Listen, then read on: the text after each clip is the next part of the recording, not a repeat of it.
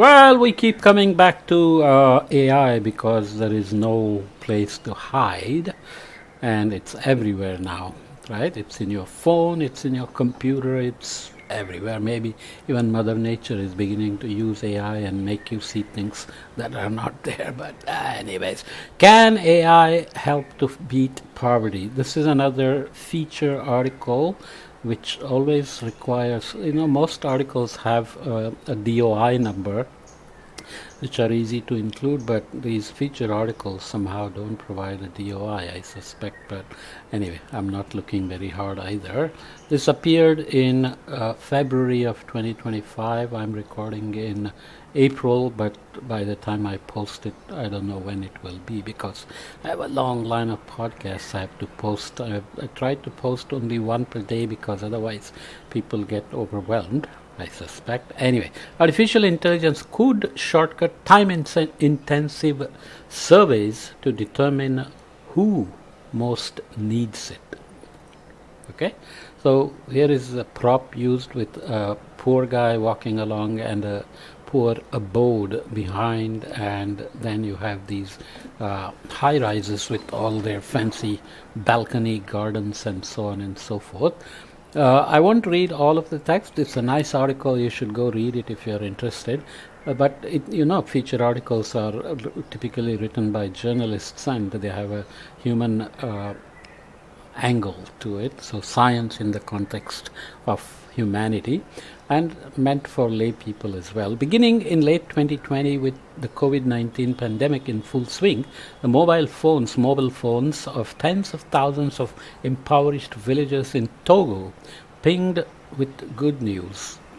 Their money was ready. With the help of artificial intelligence, these villagers in the narrow strip of land in West Africa had been approved to receive around $10 every 2 weeks delivered directly to their mobile money accounts. Although that might not sound like much for us, it could keep people from going hungry.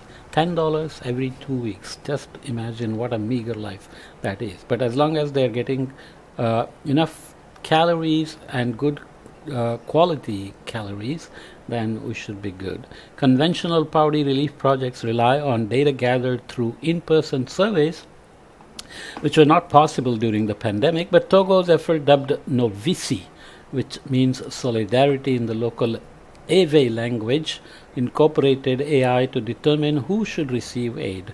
The project, led by Sina Lawson, the Togo Minister of Digital Economy and Transformation, along with scientists from the University of California, Berkeley, and the non-governmental organization, Give Directly analyzed and the non-governmental organization Give Directly analyzed satellite images and data from mobile phone networks to estimate the wealth of particular regions and individuals.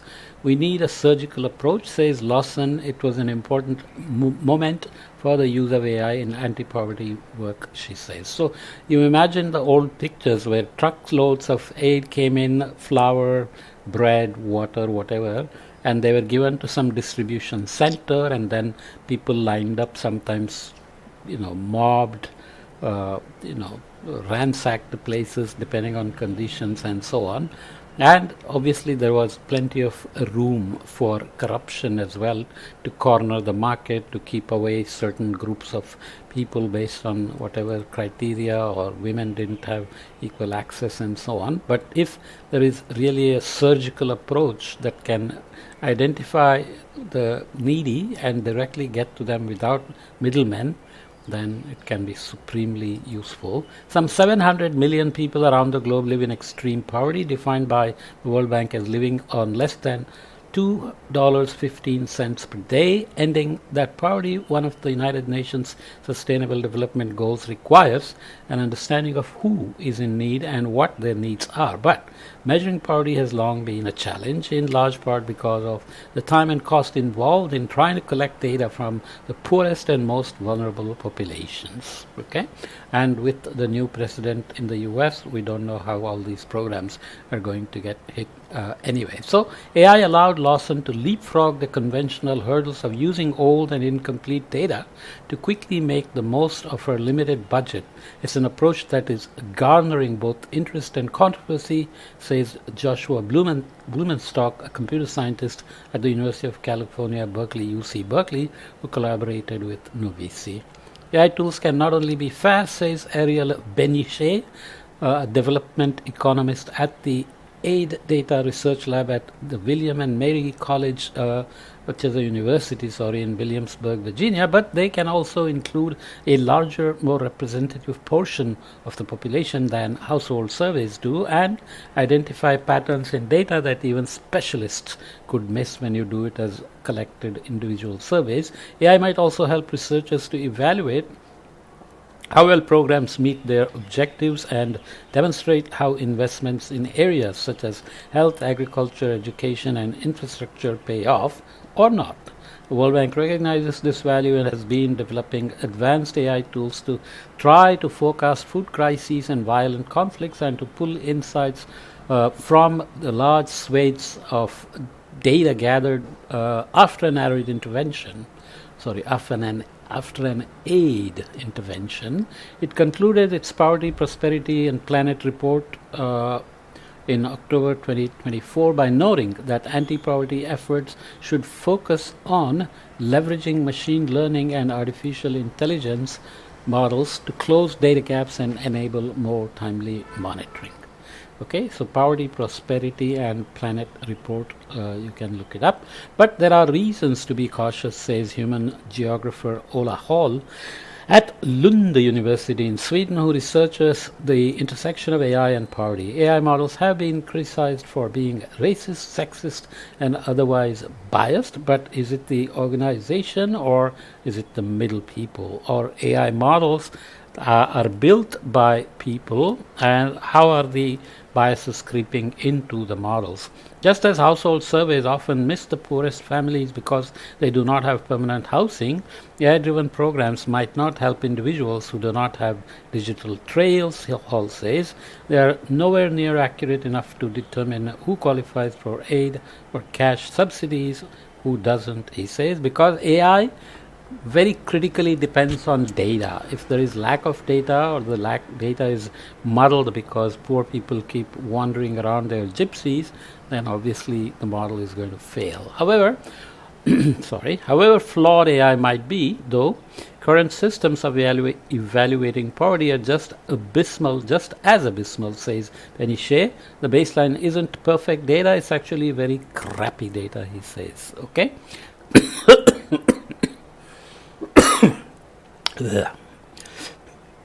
Measuring poverty, then, British social reformer Charles Booth undertook an early effort to quantify poverty from 1886 to 1903 when he crisscrossed London's cobblestones collecting data on people's incomes and social class. He created a color-coded map of the city and reported his findings in a treatise titled Life and Labour of the People in London. English sociologist Seaborn Rowntree and his team interviewed 11,560 families in York, UK, and published the findings in a 1901 book called Poverty, a Study of Town Life. The team calculated poverty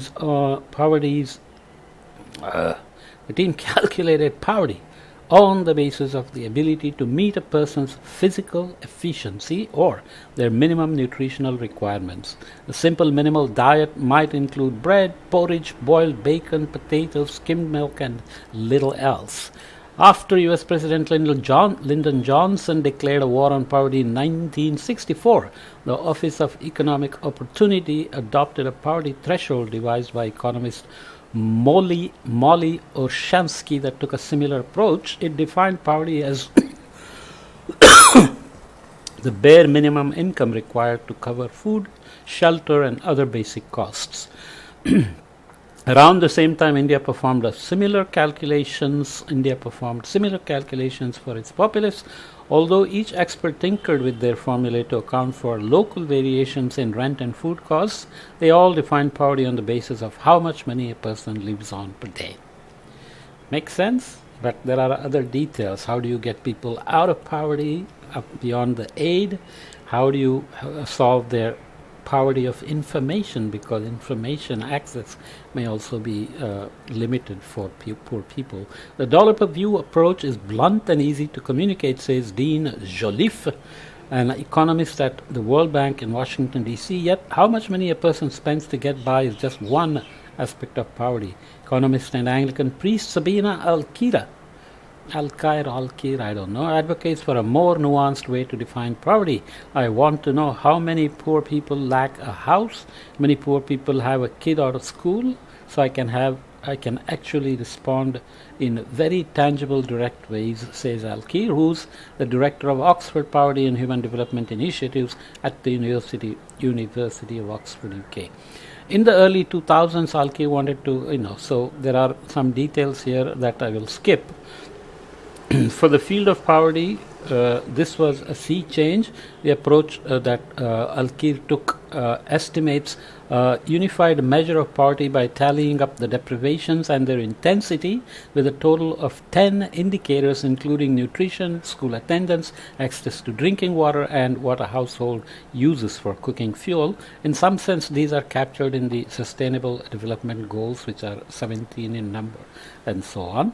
So this allowed policymakers and others to measure, dissect, and target interacting variables that contribute to poverty at the household level. Researchers and aid agencies have developed myriad ways other than MPI, so multi-dimensional poverty index, to define poverty. These methods vary in the factors they include depending on what they want to measure and the data at hand, says Jennifer Davis, who heads the program on water health and development at Stanford University in California. So she has also done some work on, I have including daily work. I skipped something there, so give me a second, let me pause and fix the problem. Okay, sorry about that. I managed to misplace an entire slide, which actually turns out to be important. So let's start again where we left off. So we were talking about researchers and aid agencies having developed myriad ways other than the multidimensional poverty index to define poverty. There is also Jennifer Davis, who actually did something. A team led by Davis undergraduate student Christine Pugh evaluated 4 dimensions of poverty that are used in the field, including daily per capita expenditure but not multidimensional poverty index, and found massive differences in how those definitions rank households in Ethiopia, Ghana, and Uganda. When we did our analysis, not only did we not find much agreement at all for their full sample, we didn't find it for urban households or for the bottom 20% or for the bottom 1% where we might expect the greatest need. So we didn't find it for urban house, which means every time there are multiple indices, people have to compare and see if it's working properly, which one is working best, which one may be capturing the most intended target, which one may be missing the most, and so on. Okay, so that's always useful, but the notion that we have data on everything about everybody is very much a rich world perspective. So if somebody is sitting in the Western world and trying to solve poverty problem with the limited sample they have, let's say they send out a few grad students to all these small places in Mexico and Nepal and India and Africa, and collect data and say, okay, we got enough sample. How can they be sure that they actually got enough sample? It's not just for poverty, it also works for behavioral economics and other things which are being done with survey data. So turning to AI then, as a PhD student in agricultural resource economic, Marshall Burke was familiar with the laborious data collection. To learn about farming and agriculture practices in East Africa, Burke traveled to Kenya and Uganda, where he spent months talking to farmers and walking their fields. But when Burke started the Environmental Change and Human Outcomes Lab at Stanford University in 2015, he wondered whether the computer revolution might offer better approaches. So there you go. The guy went and collected data, and when they tell the stories about living in villages, talking to farmers, sounds very, tugs at your heartstrings, but in the end, if you use that information to make decisions, you have to always worry about whether the data is representative of what you're trying to do for the purpose, right? Turning to AI, oops, I repeated it for whatever reason. David Lobel, who had vast experience in remote sensing, occupied the office next to him. So I know David Lobel because he visited our institute here. We visited him in Stanford. Around the same time, AI specialist in AI and image recognition, Stefano Orman. Did I jump something there? I hope not. Okay. Okay, doesn't matter. Stefano Ermon also joined Stanford University. The trio's discussions turned to how the ever-increasing data from satellite images could be used to help identify people living in poverty around the world. Knowing that nighttime lighting can be a rough proxy for wealth, the researchers used nighttime satellite imagery of areas across Africa alongside daytime imagery to teach computer models to identify features associated with wealth. That's a cute idea, right? If you have electricity and light and look at your living conditions in the day, and maybe they can be combined to say what your poverty levels are and what kind of assistance may be coming, what kind of assistance should be coming to you. I'm losing my mind. Asking the computer to compare images of areas that are already known to be extremely rich or extremely poor is an electronic version of the game Spot the Difference, Burke says. So anyway, in 2016, the team reported that AI analysis of the satellite images correlated strongly with on-the-ground measurements of poverty. As machine learning advanced, Lobel, Burke, and Ehrman refined their models by incorporating the latest techniques. Okay, I have somebody at the door. Give me a sec. Okay, I got interrupted because there's some electrical work going on in the building and they are measuring something. Okay, sorry about that again.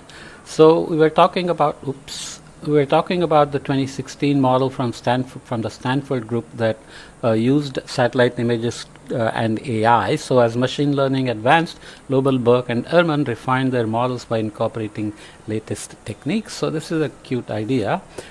Using a Pan-African dataset of publicly available satellite images, the trio tested the updated approach in May 2020 when the team compared its machine learning predictions with wealth-related survey data from 20,000 villages. The algorithm performed just as well as the laborious ways, but at a fraction of the effort and cost. So this is the main point of the paper, that you can use remotely sensed data. Since people live basically on a two-dimension, it can work. If you had depth dependence of anything like, let's say, soil moisture, ocean heat content, then satellite images can be limiting. The main limitation of satellite data can be the resolution, but there are many satellites that give you information at meters scale, which should be good enough to collect data at high enough resolution to track people, communities, maybe even individuals, depending on the resources you have. This was pretty much a seminal improvement concept for the development community, says Benny Shea, and obviously he likes the work, and scientists are now applying machine learning to look for patterns in satellite images and mobile phone data and to analyze the impacts of drought, agricultural productivity, infrastructure investments, and more. So you can combine many factors as well. But also remember that whatever you do with satellites, you always need ground truth data. So it's not like you can get rid of surveys, but maybe you can use a drone in a similar way, but in a more realistic ground level, to match satellite data to make sure that the satellite data is being correctly interpreted. Much of this effort remains confined to academic research simply because the field is so young, says Abe Tarapani, the chief executive of Atlas AI, a public benefit corporation in Palo Alto, California. Stakes are too high to just dive in head first, says Tarapani. But when the pandemic hit, Lawson felt she had no other option. Okay, so what is the real world test? Lawson had a budget of 34 million for the Novici project from both government sources and NGOs to help a population of more than 8 million people. She needed to work out how to distribute it, but Togo didn't have poverty data that were recent or granular enough, especially for the country's agrarian regions. On a recommendation from an advisor, Lawson reached out to Blumenstock. 2015, Blumenstock had reported using a machine learning algorithms to analyze mobile phone data to predict wealth in Rwanda, and had been using satellite imagery to create poverty maps of all low and middle income countries at a resolution of 2.4 kilometers, so you get at least neighborhood scale information, which can be very useful, right? Mobile phones are used as well, combined with analysis of satellite imagery. This can provide a way to try to determine who most needs the money. So ultimately, you want to produce information at individual level somehow, and that's always the tricky part. So analysis of the Novici project reported in 2022 showed that AI approach better identified the people who needed aid than did other methods that were being considered in Togo. So people in academia always compete about these things, beauty contests between different methods, but on the ground truthing is always needed to see how to actually distribute money. Other AI-powered efforts also face uncertainties. In 2022, collaboration between the charitable organization Google.org and Give Directly organized money to be sent to the mobile money accounts of 6,000 families living in Africa. These regions had been deemed to be at high risk of future flooding by AI-powered forecasts. The money allowed farmers in Mozambique to fortify their homes and fields ahead of the rising waters, and in a separate trial, post-flood aid was directed to Nigerian farmers in the weeks after flooding. Okay, so these are good examples, and some of this we have discussed in the course on adaptation, where the most effective way of helping people get ready, mitigate the impacts and recover from the disasters is to have direct access to aid. Okay, they don't have to, internet may fail during a flood or a storm and so on and so forth. So here is an example, poverty reductions. So you are mapping poor areas and wealthy areas. Researchers have trained an artificial intelligence model to predict wealth on the basis of satellite data. For the years 2012 to 2014, the team created a map of wealth across Nigeria at a 7.65 kilometer resolution. And this is about how AI estimates wealth. To generate the map, the researchers trained the model on satellite images. When it was trained on both daytime and nighttime images, as shown, for example, for the example area here, this is the nighttime imagery, daytime imagery. There are resolution issues, detailed captures that one has to look at. That's not shown here. So this produced better predictions of wealth than when using either of them alone. Okay, so this is the model prediction, then trained with AI and ground data and so on, and it does fairly well in terms of the wealth and as we saw here, poor areas and wealthy areas. Okay, AI compared with with conventional surveys, ground surveys, then the AI model was better than the previous methods at generating wealth estimates that match those of conventional time-consuming surveys. So survey-based estimates are here, and the point is that this can be done at much higher resolution. These are surveys you think you sampled, and then you want to go back and use them to scale up, which works if you have nothing better, but nonetheless you want to do this at scale. Okay, I might have again skipped something. No, it's okay.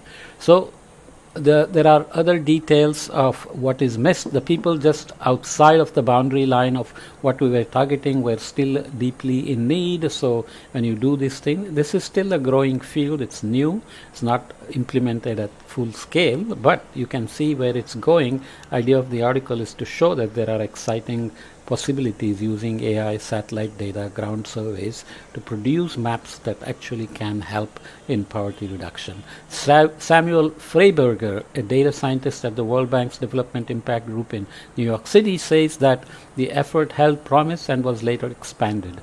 This is very much a real-world application of these kinds of methods.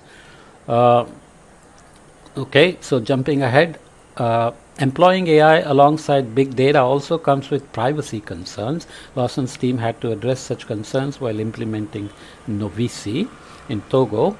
Alkir and others in the field remain skeptical of any efforts that might oversimplify data collection and analysis.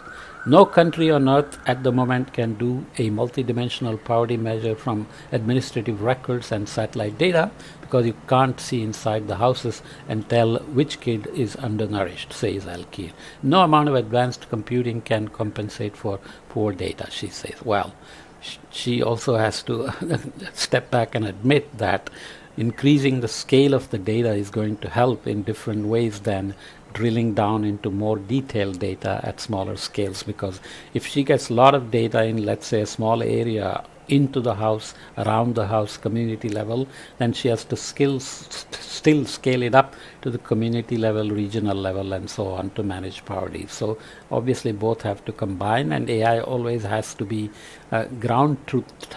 And inside the house information, you can always see how closely it is related to what is being derived from satellites, right? So there may be empirical relations that give you a very good estimate of what is outside and how it's related to what's inside. Hall notes that poverty researchers will always need a benchmark to check their algorithmic prediction against. Who needs aid, what form that need takes, and what kind of assistance is appropriate is perpetually changing. Although algorithms are getting better, he currently rates AI's ability to identify individuals who are living in poverty at a maturity level of 2 out of 10. But Burke says both algorithmic approaches and conventional surveys are valuable and needed. He doesn't want to pit one against the other. That's absolutely the wrong way to think about it. When governments and aid agencies are facing limited budgets and sudden economic shocks, he says AI could be the key tool that helps to get aid to the people who need it most. The point of climate is on top of this. As disasters happen, we talked about Mozambique farmers before and after the flood. You have to track early warnings, disasters, droughts, floods, wildfires, cyclones, sea level rise, whatever. I mean, sea level rise is a slow process, but its impact in terms of storm surge and inundation, let's say. Then can you track the impact on the poor, who you are already tracking for poverty reduction, and see how they are affected and how the poverty reduction program has to offer additional aid or help them in other ways. Sometimes you can just bring in clothes, you can bring in supplies like cooking utensils and so on and so forth. So you have to now overlay climate impacts on poor neighborhoods and the impacts on them and on their vulnerability, and make climate impacts, poverty reduction altogether one. Is it difficult? It's challenging, but it's also an opportunity to again combine AI to produce better early warnings and combine with poverty reduction programs that are relying on AI and satellite images and ground truths, as we discussed here. Okay, so it's a good report. That's why I wanted to report it, and hopefully you can go back and read the details because I was very brief on it, and you can also read the associated papers and reports. Okay, see you in the next topic.